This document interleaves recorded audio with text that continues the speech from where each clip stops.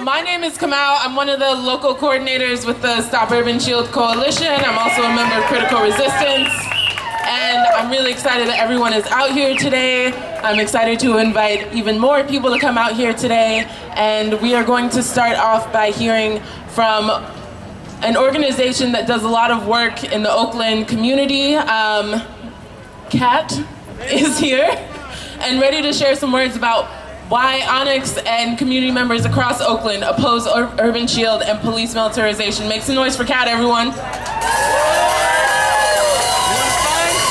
to the people. Power to the people, fists in the air. Power to the people, fists in the air. I want to give a shout out to my co-chair, GP, who's here with me. And a shout out to the organizers. I am so juiced to see so many people out here saying no to Urban Shield, saying no to the militarization of our police force. Ferguson shone a bright light on something that Oakland residents know very well. That since the 80s, the military has been supplying our police with military weapons and technology that are utilized on the citizens when they are peacefully protesting. It was Alphabet City here, FBI, DEA, FATF, CIA. Remember all the black suits and the cars and the tanks during Oscar Grant? And all the tanks and the technology during Occupy? This is nothing new. But this is our opportunity to get people that were not otherwise interested, that were horrified to see the streets of Ferguson look like Iraq. And I want to do a little calling out of our city council today, because I understand that some of them had representatives here saying no to Urban Shield and, oh, isn't this so terrible? But in case you didn't know, City Council has to rubber stamp the expenditure for this event. They have to approve the expenditure for the firefighters and the police officers to be here for 4 days. So don't let them come out here and play like they don't know what's going on. They know exactly what's going on. And they want Urban Shield in Oakland because they want our police agencies to have this technology, because why? We stay in the streets. We stay in the streets, and we're gonna stay in the streets, and we're gonna run you right up out of Oakland. So power to the people. Just real quick, I want to follow up on what my co-chair was saying. For those of you who don't realize what's going on, literally this city is preparing for what it's going to do when martial law comes. When you take officers who are supposed to protect and serve normal citizens and you give them military training, then you're not training them to deal with citizens. They're only training to treat us like enemy combatants. They already have legislation that says that people like us who come out and defend our so-called civil rights are considered domestic terrorists because we don't agree with the laws of this country. And they turn around and use our space to teach these pigs how to further come out and violate us. But if we stand out here and do self-defense trainings, we're wrong. If we teach our people how to fight back, we're considered wrong. But they steady teach these pigs how to come out here and assault us, annihilate us, and murder us with more skill and more efficiency, yet they say it's a cash-strapped county. So let's get Urban Shield out of here, people. Like Kat say, man, we're gonna stay in the streets every time there's anything like this going on. So power to the people and all power to y'all for being here. Oakland for years and years and years, trying to build a healthier and safer Oakland, and he's going to come up here and talk about why folks with the Malcolm X grassroots movement oppose Urban Shield. Free the land, free the land, free the land. I'm Senyaka with the Malcolm X grassroots movement. One thing to note, since 1968, when the first SWAT team was organized in Los Angeles in South Central, it was organized to combat primarily the Black Panther Party, right? So we have to always keep in mind that this sort of activity is a direct result of the state trying to repress the political activity of the oppressed nationality communities in this country, right? The only reason this sort of thing exists is to keep us in our place. It's the only reason. We are morally obligated to stand against this whenever it comes down.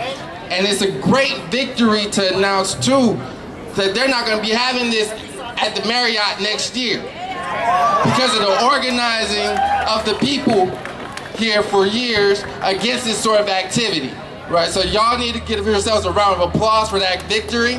It's not the end. It's definitely not the end. We need to keep at it. every 28 hours, a black man, woman, or child is being killed extrajudiciously in this country. Partly thanks to activities like this, partly because they're getting trained up in how to repress our communities. And that's open genocide. The way they're doing this against black folks, they're doing it to Latino communities. It's directly tied to the surveillance activities of the state, directly tied to the expansion of the prison system. All of that is an interrelated system. It's the same system. And I thank you so much for being out here to combat this, to call these pigs out, right? And just keep at it, educate yourselves about just the full extent of the national security state, the way it's coming down on the different communities out here, right? And build up a mass movement against it, right? That's all I gotta say. Free the land. Free the land. So another thing about the Malcolm X grassroots movement is that a little over a year ago, they put out a report about how a black man is killed every 28 hours by police or security type forces. And that is something important and relevant to today, especially here in Oakland, where the killing of young black men is an epidemic. And it's something relevant across the US because this is a major issue when we're talking about the impact of policing on communities of color. Now we are about to hear from Lara, who is with the Arab Resource and Organizing Center, also known as AROC, to talk about the ways that militarization and policing impact Arab and Muslim communities and immigrant communities and communities of color across the board. So Lara, come on up. Hi, so my name is Lara and I'm with AROC. And AROC works to address the political, economic, and social impacts of anti-Arab and Muslim racism here in the Bay Area. And we organize, we advocate, and serve our community towards that end. And we see the impact of Urban Shield as the epitome of this. The policing, repression, and murder of brown and black communities. We are here today to protest against Urban Shield. Urban Shield represents everything our communities have been fighting against for years. From the militarism, state repression, surveillance, policing, and state violence. We know that this doesn't begin or end with Urban Shield. However, we also know that we're here to put an end to one piece of this monster called global repression. Today, we've confirmed that our organizing has worked and we've caused Urban Shield to move out of the Marriott for next year. We also know it's still planned to take place somewhere else in Alameda County. So we say no to Urban Shield anywhere, and we say no to militarism everywhere. We hold our city officials accountable for letting this happen in our city, just as we hold our city officials accountable for allowing the apartheid state of Israel to do business as usual in our neighborhoods, to train our police, to work with law enforcement corporations, neighborhoods, and city agencies. As Palestinians, as Arabs, we want the city of Oakland to know, we want the San Francisco Bay Area to know that we will not allow our colonizers to do business in our town. And we will not allow local police to terrorize our communities. And we will hold every city official accountable for their role in making this happen. Recently, we blocked the Zim ship for a historic 4 days. The Bay Area made history. Not only is Zim linked to the racist apartheid and colonial state of Israel, the same state of Israel that massacres Palestinians day in and day out, but Zim also ships weapons from the state of Israel into our backyards to be used on our communities. At the Port of Oakland, thousands of us in the Bay Area let the world know that in Oakland, we make things happen on our own terms. We do not take orders from corporations, from corrupt governments or police. Whether it's the corporations exhibiting their technology and equipment right across the street, or the corporations that are gentrifying our neighborhoods, they are really the root cause of violence. Whether Urban Shield really is the root cause of violence in our city and everywhere. They use this as an example of securing and making our neighborhoods safe. The root cause of violence is the state. State violence is the root cause of violence. And we know that that violence is directed at the poor, at the brown, and the black. And we are here to let the world know that our communities will continue to resist state violence and repression. We are not scared of your weapons. We are not scared of your fear tactics. We are not scared of your expos or your exercises. As the people of Ferguson have shown, as the people of Palestine has shown, as we are showing today, we will continue to resist attempts to silence us, to cage us, to crush our movements. We are building a movement, and we will continue to do so until we are all free, from Ferguson to Oakland to Palestine. Thank you.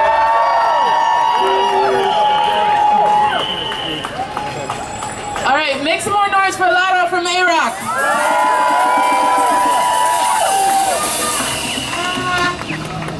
Okay, so we are about to hear really quickly from Woods, who is a member of Critical Resistance here in Oakland.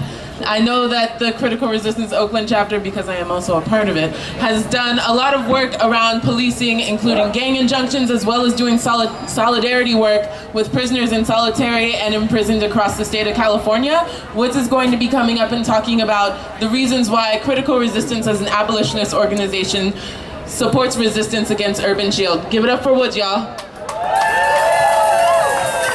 Thank you. Hello, my name is Woods Urban, and I'm a member of Critical Resistance. Critical Resistance is an abolitionist organization that fights to shrink and eventually eradicate the prison industrial complex, of which policing is a part.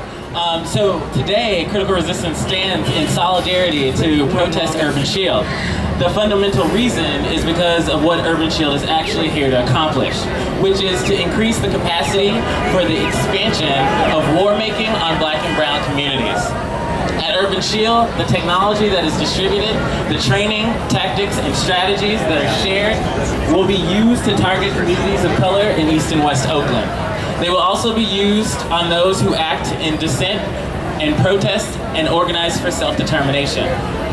Given that Oakland is policing resistant, Urban Shield's use of Alameda County as a testing ground becomes all the more chilling in its logic. In addition to its local impact, Urban Shield will continue the spread of police militarization nationally and internationally, the effects of which can be seen at present with the murder of Mike Brown and the turning of Ferguson, Missouri into a war zone when faced with community outrage and protest. The use of Israeli military training as part of Urban Shield connects it to continued assault on Gaza. Urban Shield justifies itself in the same way that police militarization projects have always done, by utilizing exceptional circumstances as a reason to grow the military power of policing. But once an incident has passed, the heightened military aspects remain behind and diffuse into everyday policing practice. This is why we have SWAT teams in the first place, and explains their proliferation. We at Critical Resistance know that the way to stop war making on our communities is to demilitarize policing. What is important when thinking about addressing that task is that there has always been some aspect of militarism in informal policing. The foundation of both military and policing power is the same: the state-sanctioned capacity to use physical force to accomplish their respective objectives, whether they occur abroad or within the United States. Militarized policing is what policing is. As an organization committed to abolishing all parts of the prison industrial complex, including police, Critical Resistance believes that it is imperative that we work to dismantle Urban Shield. In addition, we must continue to work in solidarity nationally and internationally against the logics of policing. Critical Resistance has recently launched a project where we work with community members to identify concrete alternatives to address harm and violence that don't involve police, and then actually build those resources. Urban Shield may assert that its goals are in the service of safety, but our communities know better.